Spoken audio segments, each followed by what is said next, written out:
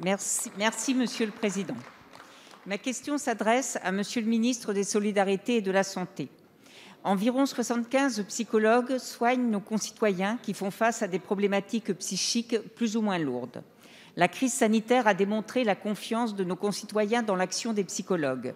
Malheureusement, celle-ci est bien mal saluée par les pouvoirs publics. Jeudi 10 juin, ils étaient très nombreux dans la rue. Si la profession se mobilise, c'est pour dénoncer la disqualification dont elle fait l'objet. Alors que notre pays fait face à ce que vous avez qualifié de troisième vague de la santé mentale, des dispositifs partant d'une bonne intention sont mis en place, mais ne sont pas sans poser problème.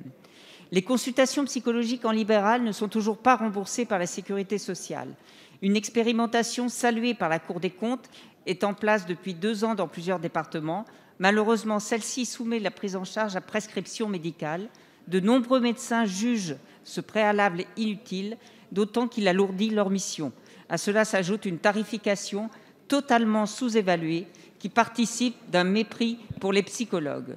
Au sein de l'hôpital public, les questions de la rémunération et des effectifs se posent toujours, alors même que les besoins sont criants et que les délais de prise en charge peuvent atteindre plus de 2 ans.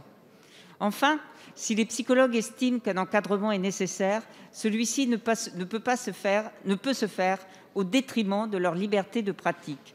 Oui, ils développent diverses approches issues de leur travail de recherche, mais elles sont complémentaires. Il est inopportun de les opposer. Les assises de la santé mentale qui viennent d'être reportées devront être l'occasion de mettre en adéquation les demandes du public et les offres des psychologues.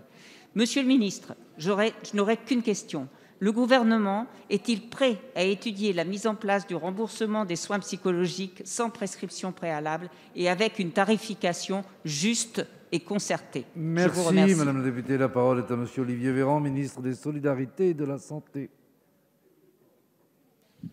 Madame la députée Chantal Jourdan, merci pour votre question. Je vous rejoins sur pas mal de points que vous avez dit. Je pense qu'on sous-utilise, pardon pour l'expression, mais on n'a pas suffisamment recours et suffisamment simplement aux psychologues dans notre pays, qui sont diplômés, qui reçoivent une formation de qualité et qui, pour beaucoup d'entre eux ou beaucoup d'entre elles, ne trouvent même pas la possibilité d'exercer leur métier dans de bonnes conditions. Ils vont faire tout à fait autre chose.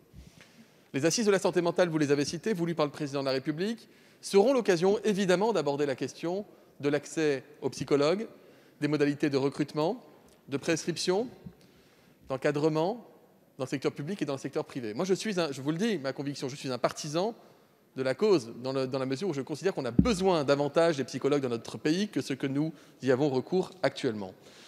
Je choisirai mes combats, pardon Madame la députée, je ne suis pas certain que lever l'obligation de prescription soit la priorité pour les psychologues et pour les patients. En revanche, qu'on rende un accès facilité à des psychologues, qu'on en favorise également les conditions de remboursement. Vous savez, ça a été fait dans l'université avec Frédéric Vidal pour les étudiants. Nous l'avons fait pour les jeunes avec Adrien Taquet, c'est le chèque psy pour les enfants qui passent par des consultations psychologues. Il y a des expérimentations en cours dans certains départements. Il y a beaucoup, des milliers de psychologues qui n'arrivent pas à vivre correctement de leur exercice dans le secteur privé.